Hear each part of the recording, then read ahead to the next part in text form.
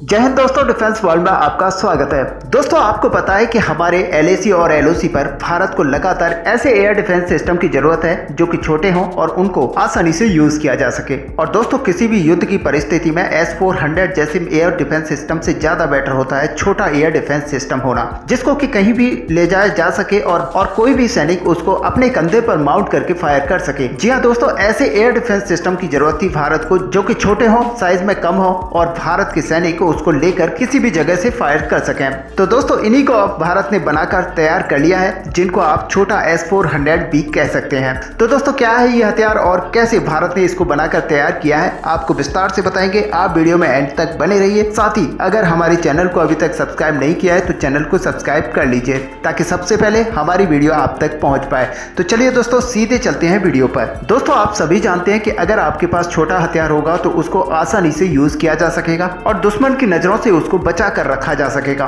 हमारा कहने का मतलब यह है कि S-400 को किसी एक जगह पर डिप्लॉय कर दिया जाता है तो दुश्मन उसका पता लगा के उससे बचकर निकलने की कोशिश करता रहता है। ऐसे में अगर किसी भी देश के पास छोटे एयर डिफेंस सिस्टम हो तो उनका वो देश पूरी तरह से यूज कर सकता है, क्योंकि दुश्मन को ये पता भी नहीं चलेगा कि इस देश के पास कितने एयर डिफेंस सिस्टम है और कितनी मात्रा में है और किस रेंज में वो फायर करके किसी भी लड़ाकू विमान या फिर किसी भी टारगेट को हिट कर सकते हैं। तो दोस्तों, इसी तरह के एक छोटे से हथियार का परीक्षण DRDO के द्वारा किया गया है, जिसे आप बिना हिचक के एक छोटा S-400 कह सकते हैं। दोस्तों, आपको रशिया और यूक्रेन का युद्ध तो याद ही है, जिसमें कई सारे रशियन लड़ाकू विमानों को यूक्रेन के सैनिकों द्वारा गिराया जा चुका है। जी हाँ दोस्तों, यूक्रेन के जो सैनिक हैं उन्होंने छोटे एयर डिफेंस सिस्टम का यूज करके इन सारे लड़ाकू विमानों को गिराया है, क्योंकि आपको पता है कि यूक्रेन के पास कोई बड़े एयर डिफेंस सिस्टम मौजूद नहीं थे और ऐसे में जितने भी मौजूद थे वो रशिया उनको ध्वस्त कर चुका था। ऐसे में यूक्रेनी सेना ने छोटे एयर डिफेंस सिस्टम की मदद से रशिया के लड़ाकू विमान साथ ही रशिया के कई सारे टैंकों को निशाना बनाया, जिसकी वजह से रशिया ने काफी ज्यादा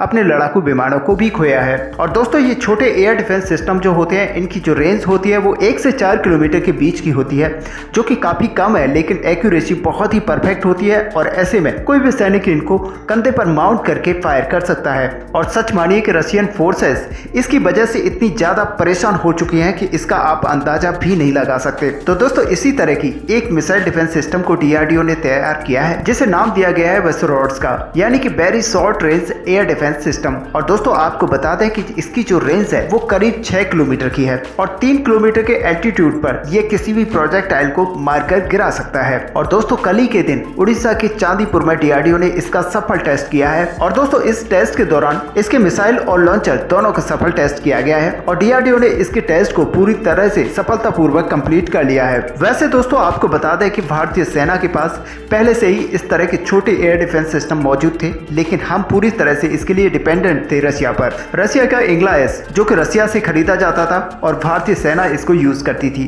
और दोस्तों, अब वो समय आ गया है जब DRDO इंग्ला-S को पूरी तरह से रिप्लेस करके अपना स्वदेशी small air defence system use करेगा। और दोस्तों, सबसे बड़ी बात यह है कि हमारे जो एयर डिफेंस सिस्टम DRDO के द्वारा जो बनाए गए हैं वो बड़े वाले एयर डिफेंस सिस्टम के साथ इंटीग्रेट किए जा सकेंगे, जिससे कि इसकी जो एक्यूरेसी और मारक क्षमता है, साथ की इसकी जो कैपेबिलिटीज है वो और भी ज्यादा बढ़ जाएंगी। तो दोस्तों, एक तरह से देखा जाए तो LAC जैसी जगहों पर भारत इन छोटे एयर डिफेंस सिस्टम का भरपूर यूज कर सकता है। आपको पता ही है चाइना किस तरह से हमारे एरिया में घुसपैठ करने की कोशिश करता है। ऐसे में भारत इनको लद्दाख जैसे रीजन में डिप्लॉय करके एक बड़ा दबाव चाइना के ऊपर बना सकता है। ऐसे में दोस्तों, भारत की इस बड़ी कामयाबी पर आपका क्या व्यू है, आप अपना व्यू हमें कमेंट में लिखकर जरूर बताएं। साथ ही वीडियो को लाइक और शेयर करना ना भूलें। मिलते हैं नेक्स्ट वीडियो में, तब तक के लिए जय हिंद।